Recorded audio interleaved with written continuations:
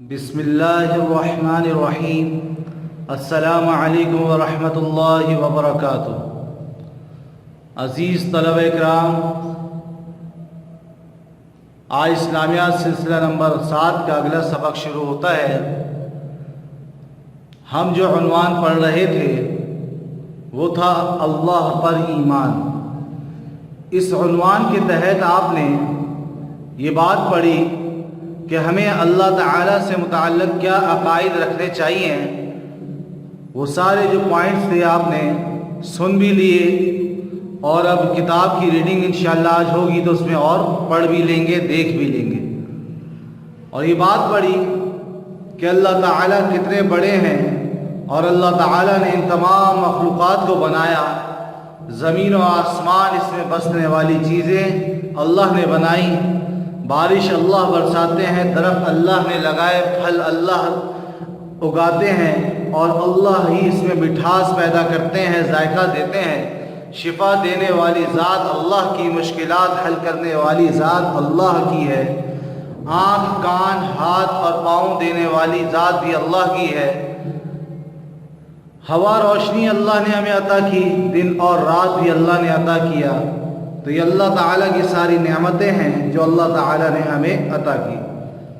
अब अगली बात जो आज हम इंशाअल्लाह इस सबक में पढ़ेंगे वो ये है कि जब अल्लाह ताला इतने बड़े हैं और तमाम कायनात के खालिक, मालिक, राज़िक हैं तो हमारी क्या ज़िम्मेदारी है कि हम अल्लाह ताला के लिए हम क्या करें। तो अज़ीज़ तलबा, जब हमने जान लिया कि इस कायनात को पैदा करने वाली ज़ात अल्लाह की है और ये तमाम दुनिया में जो नेमतें हैं जिनको हम इस्तेमाल करते हैं और जिससे हम फ़ायदा उठाते हैं और जितनी नेमतें अल्लाह ताला ने इस दुनिया में हमें दी हैं वो सब के सब अल्लाह की तरफ से ये हमारे लिए इनाम है। तो अब हमें ये करना चाहिए, हमारी ज़िम्मेदारी ये बनती है कि हम अल्लाह ताला के नाम का कलमा पढ़ें। कलमा पढ़ें, मुसलमान बन के रहें, ईमान वाले बन के रहें। नंबर 2, नमाज पढ़ें। नमाज अल्लाह का बहुत बड़ा हुक्म है तो हम इसका एहतमाम करें। दिन में जो 5 वक्त की नमाज हैं उसको एहतमाम के साथ मस्जिद जाके जमात के साथ उसको अदा करें ताकि अल्लाह की रज़ा मिले और हम अपनी ज़िम्मेदारी को पूरा करें। तीसरी बात, हम रमज़ानुल मुबारक के रोज़े रखें। जिस पर रमज़ान के रोज़े फ़र्ज़ हो जाएं तो वह एहतमाम से उन रोज़ों को रखे और उनको पूरा करें। तो रमज़ानुल मुबारक के रोज़े पूरे रखने हैं, ये हमारी ज़िम्मेदारी है। नंबर 4, ज़कात दें। जिसके पास माल हो और ज़कात फ़र्ज़ होने की जो शराइत हैं वो पूरी हो जाएं तो वो ज़कात अदा करें। गरीब को जो पैसा दिया जाता है, जो शरीयत ने एक मुसलमान मालदार के ऊपर फ़र्ज़ किया है, जिसके ऊपर फ़र्ज़ हो जाए तो वो अपनी ज़िम्मेदारी समझते हुए अल्लाह का हुक्म पूरा करने के लिए और अल्लाह की रज़ामंदी के लिए ज़कात अदा करें। नंबर 5, हज अदा करें। ये भी उसके लिए है कि जिसके पास माल हो और हज पे जाने की इस्तिताअत हो, जा सकता हो और हज की शराइत पूरे उतरते हों तो वो शख्स हज अदा करें। अगली बात जो हमारी ज़िम्मेदारी है, जिन कामों का अल्लाह ताला ने या हुज़ूर सल्लल्लाहु अलैहि वसल्लम ने हमें करने का हुक्म दिया है वो हम पूरा करें। जितनी अच्छी बातें करने से का हुज़ूर अलैहिस्सलाम ने या अल्लाह तबारक व तआला ने हमें हुक्म दिया है हम उसको पूरा करें। ये अच्छी बातें ऊपर भी आपने पढ़ ली कि नमाज़ पढ़ें, रोज़ा रखें, ज़कात दें, हज करें, वालिदैन के साथ अच्छा सलूक करें, बड़ों से इज़्ज़त से बात करें, असातिज़ा का अदब करें और झूठ ना बोलें, सच बोलें और नेकी के काम करते रहें। ये जितने अच्छे अच्छे कामों का हुक्म दिया गया है हम उसको पूरा करें और जिन कामों से अल्लाह और हुज़ूर सल्लल्लाहु अलैहि वसल्लम ने मना किया है वो ना करें। उन चीज़ों को छोड़ दें, उन चीज़ों को छोड़ दें। गीबत ना करें, किसी की गीबत ना करें, हसद ना करें और किसी को और झूठ ना बोलें, वालिदैन की नाफरमानी ना करें اللہ کی نافرمانی نہ کریں، نبی صلی اللہ علیہ وسلم کے طریقوں کو نہ چھوڑیں۔ یہ جتنی بریائی ہیں، جتنے برے کام ہیں جن سے منع کیا گیا ہے، ہم ان کو چھوڑ دیں، وہ نہ کریں۔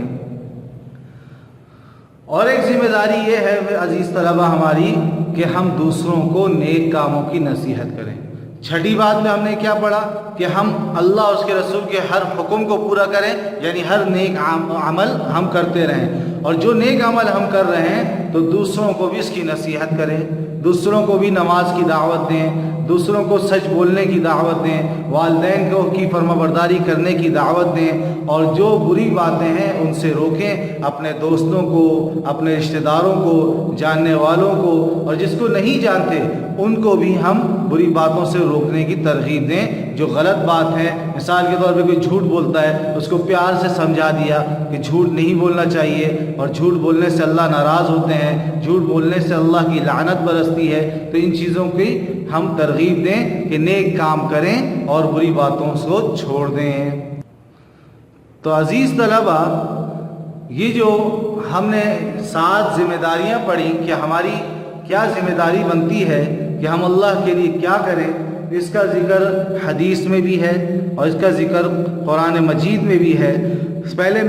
سب سے پہلے نماز، روزہ، زکوٰۃ، حج جو اعمال ہیں ان کو کرنے کا حکم حضور علیہ السلام نے جب حج ادا کیا، جس کو حجۃ الوداع بھی کہا جاتا ہے، حضور علیہ السلام نے ایک حج کیا، اسی حج میں حضور علیہ السلام نے جو خطبہ ارشاد فرمایا، اس خطبے میں حضور علیہ السلام نے فرمایا تھا صلو خمسکم، 5 نمازیں ادا کرو، نماز پڑھنے کا حکم دیا، وصوموا شہرکم، رمضان المبارک کے روزے رکھو، رمضان کے جو فرض روزے ہیں وہ رکھو، وحجوا بیتکم، بیت اللہ کا حج کرو، جس پر حج فرض ہو جائے تو وہ بیت اللہ کا حج کرے، وَأَدُّوا زَكَاتَكُمْ، اور زکوٰۃ ادا کرو، یہ بھی اس کے لیے جس پر فرض ہو جائے، اس کے پاس اتنا مال ہو اور تمام شرائط پائی جاتی ہوں تو اس کو پورا کرے۔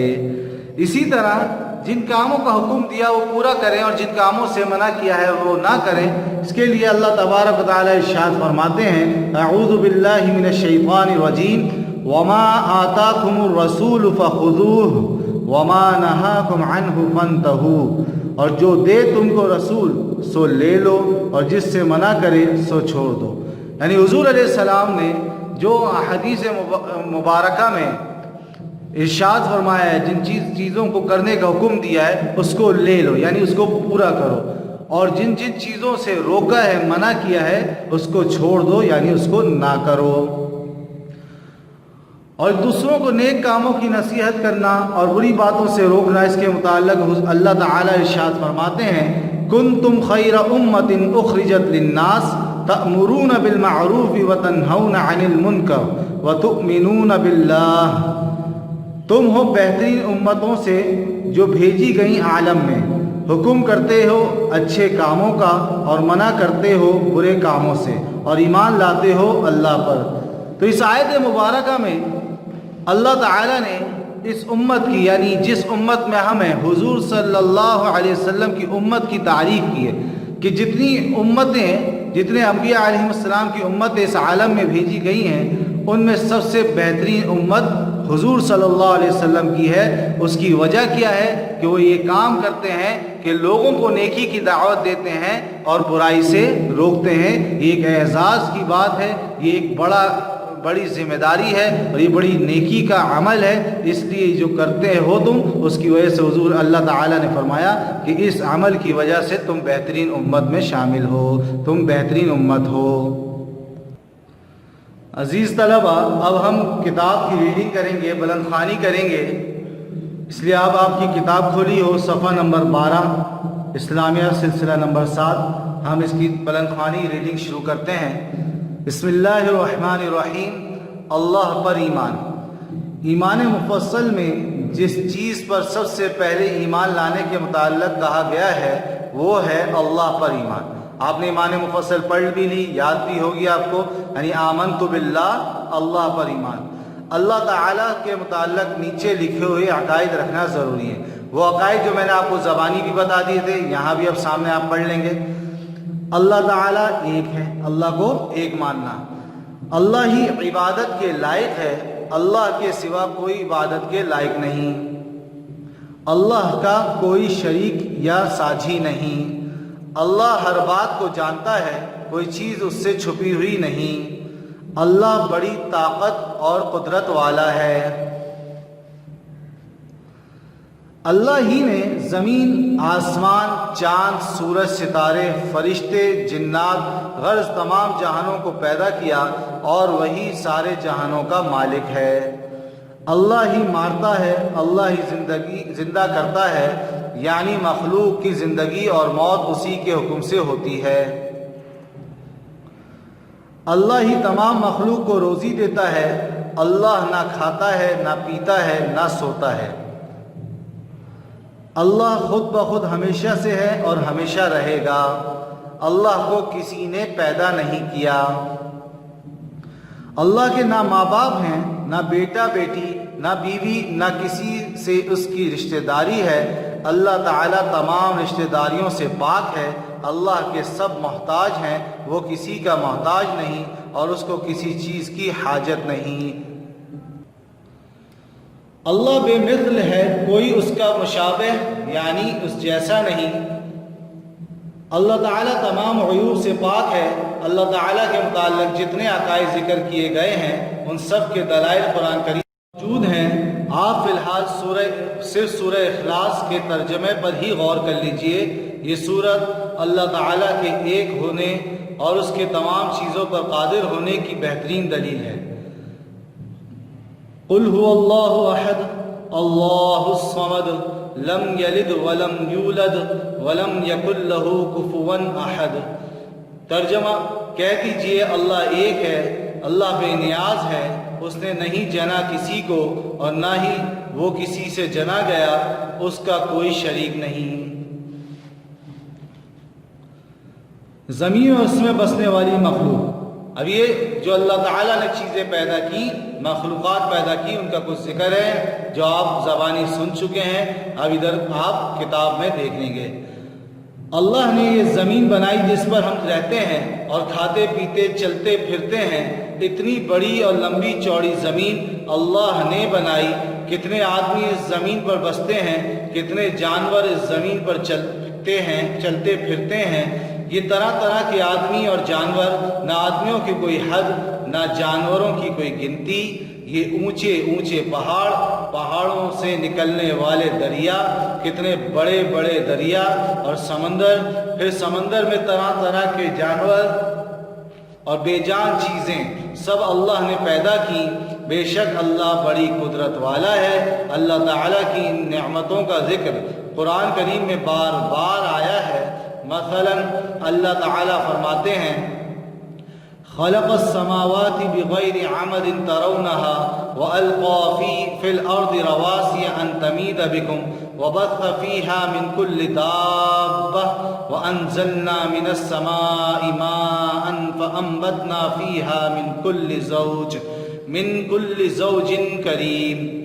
ترجمہ، بنائے آسمان بغیر ستونوں کے، تم اس کو دیکھتے ہو، اور رکھ دیے زمین پر پہاڑ کہ تم کو لے کر جھک نہ پڑے، اور بکھیر دیے اس میں ہر طرح کے جانور، اور اتارا ہم نے آسمان سے پانی، پھر اگائے زمین میں ہر قسم کے جوڑے خاص سے۔